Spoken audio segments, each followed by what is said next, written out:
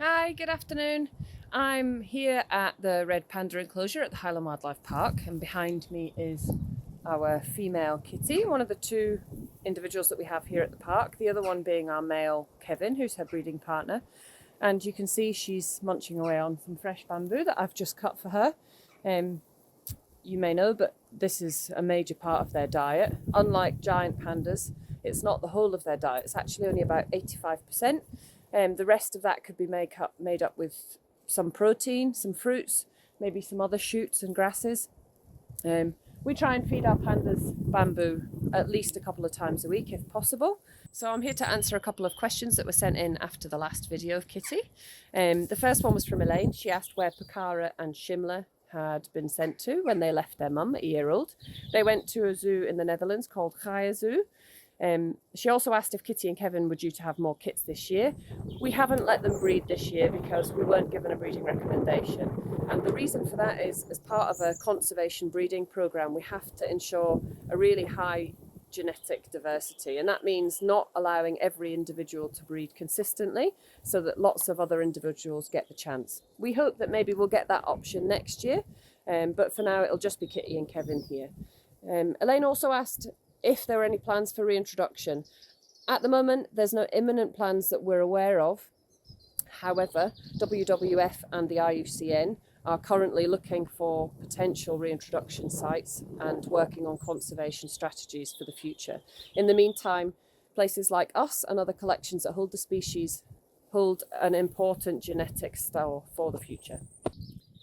Anna had asked if pandas' lifespan was any different in the wild from captivity, and absolutely it is. About 8 to 10 years is likely in the wild. That's probably top end.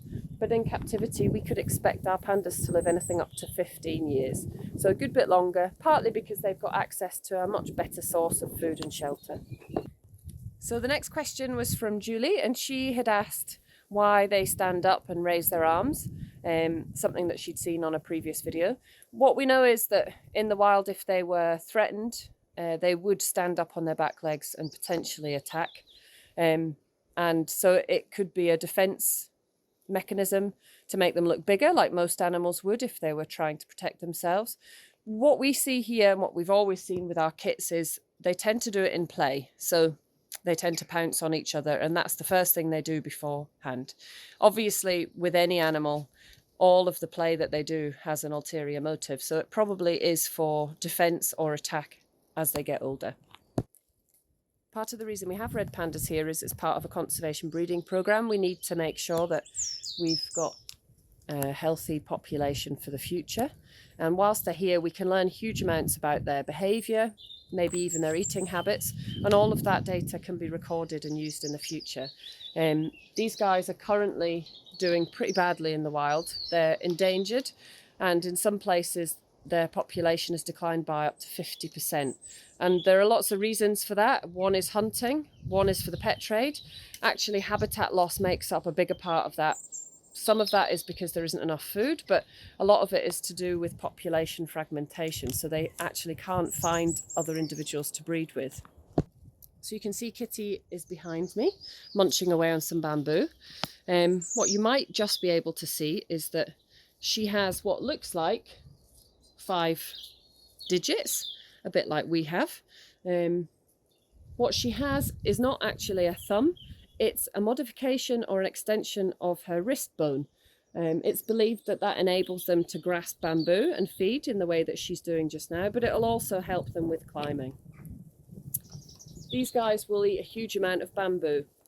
Unfortunately, it's not as easy to digest as other food, so they need to eat quite a lot of it to get the nutritional value from it. We try and feed our pandas bamboo at least 2 or 3 times a week. Red pandas are actually a solitary species, so although we have a breeding pair here together, we actually have 2 enclosures that we can interlink or keep separate if we want to.